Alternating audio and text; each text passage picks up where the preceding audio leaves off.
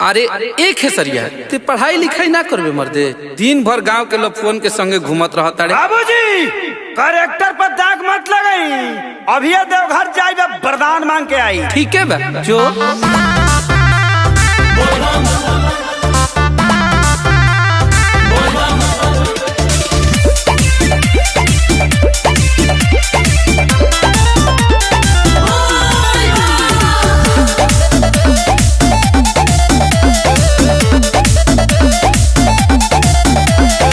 भंगिया धतूर ली हाई चीख ली, अपना सेवा कवा के बाबा जी को भीख दी। बाबा मजबूरी बुझना तो बाप बड़ा मारी।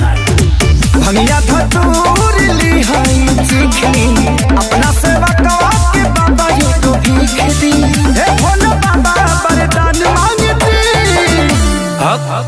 हम तुम्हारी तपस्या से प्रसन्न हैं, बताओ तुम्हें क्या चाहिए। 3 चीज, एगो नारी एगो गाड़ी नोट छापा का मशीन, एगो नारी एगो गाड़ी नोट छापा का मशीन, एगो नारी एगो गाड़ी नोट छापा का मशीन। ओम नमः पार्वती पते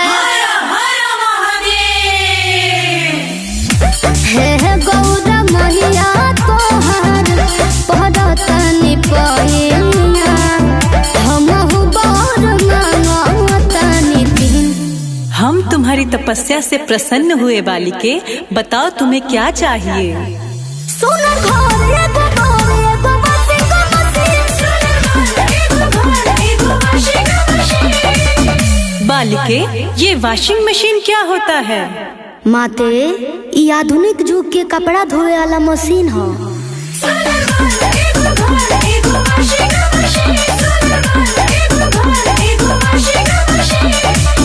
बाबा सब तो दे देनी, अभी सोचा नहीं मलबा कहीं खपा दी। इतना कुछ मिलने के बाद क्या क्या करोगे भा। सुनी बाबा, लेबे जात बानी हम तो मोहल्ला करिया बाबा, चढ़े खातिर किनबे अबकी हर चूला रगड़िया बाबा, देनी लौटाई हम दुखवा के दी। बालक तुम लालची हो क्या।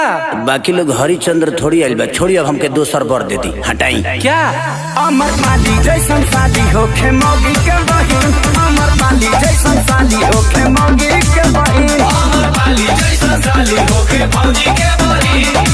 क्या गौरा माँ, इस पगले को महादेव सब कुछ दे दिए और आप हैं कि मेरे पे ध्यान नहीं दे रही हैं। बालिके तुम्हें सब कुछ मिलेगा, बताओ तो सही।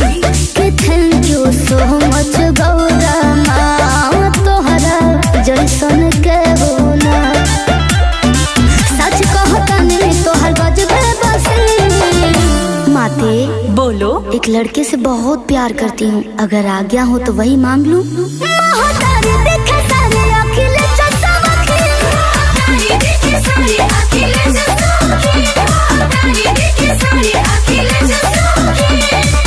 का बेयास तारा के तो ढेर कुछ मिल गलो। एकर मलकिनी तेही न होकबे, चल।